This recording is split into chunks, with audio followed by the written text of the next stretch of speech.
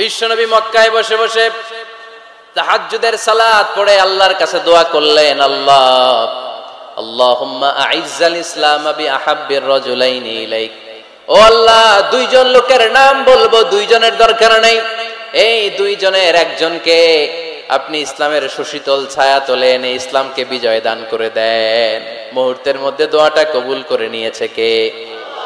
বিশ্বনবী বললেন, আল্লাহ, দুইজনের নাম বলবো আজকের দোয়ায়।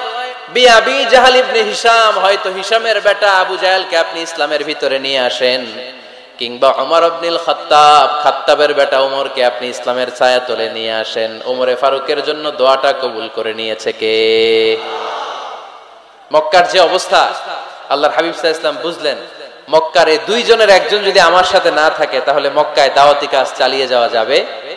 আল্লাহরে বললেন, আল্লাহ, বেশি চাই না, এই দুইজনের একজন, হয় আবু জাহেল নয় ওমর, হয় আবু জাহেল নয় ওমর। বিশ্বনবী যখন দোয়া করলেন, এই দোয়ার একটা ইমানি ধাক্কা, নুরানি ধাক্কা সাইয়েদনা ওমর ফারুকের হৃদয়কে স্পর্শ করে ফেলল।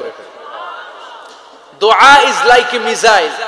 এই যে আমরা দোয়া করি, এটা মিসাইলের মতো। যুদ্ধে মিসাইল হামলা করে না? মিসাইল হামলা করার পরে এই মিসাইল লক্ষ্য বস্তুতে যে ভেদ করে, ঠিক কিনা? তেমনি দোয়ার মতো যদি আপনি দোয়া করতে পারেন, আপনি যেই জন্য দোয়া করেছেন ঠিক ওই জায়গায় যে আপনার দোয়া স্পর্শ করে।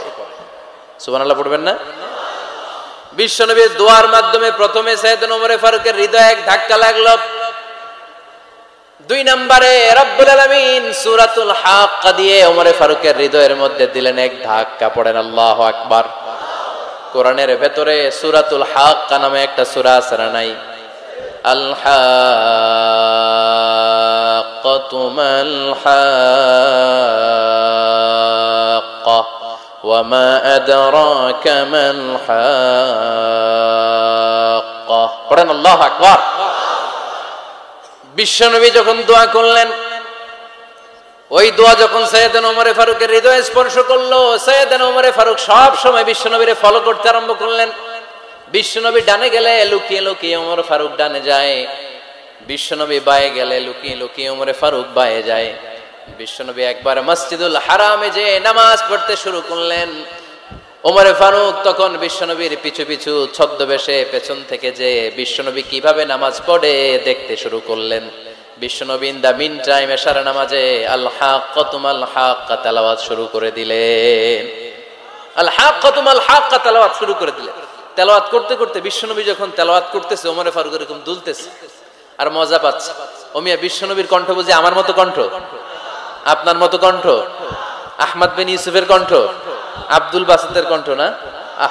বিশ্বনবীর গলায় যে কি সুরের ঝংকার আল্লাহ দিয়েছেন, কি সুরের লহরী আল্লাহ দিয়েছেন, একবার যে শুনতো পাগল হয়ে যেত। আল্লাহু আকবার। বিশ্বনবী সূরা হাক্কা মন্ত্রমুগ্ধ তেলাওয়াতে, মন্ত্রমুগ্ধ সুর দিয়ে, মন্ত্রমুগ্ধ কণ্ঠ দিয়ে তেলাওয়াত করতে লাগলেন। এশার সালাতে ওমর ফারুক দুলতে লাগলেন। ওমর ফারুক যত শুনেন অবাক হয়ে যায়, যত শুনেন অবাক হয়ে যায়, যতই শুনে অবাক। কিরে? কারণ তিনি আরবি ভাষা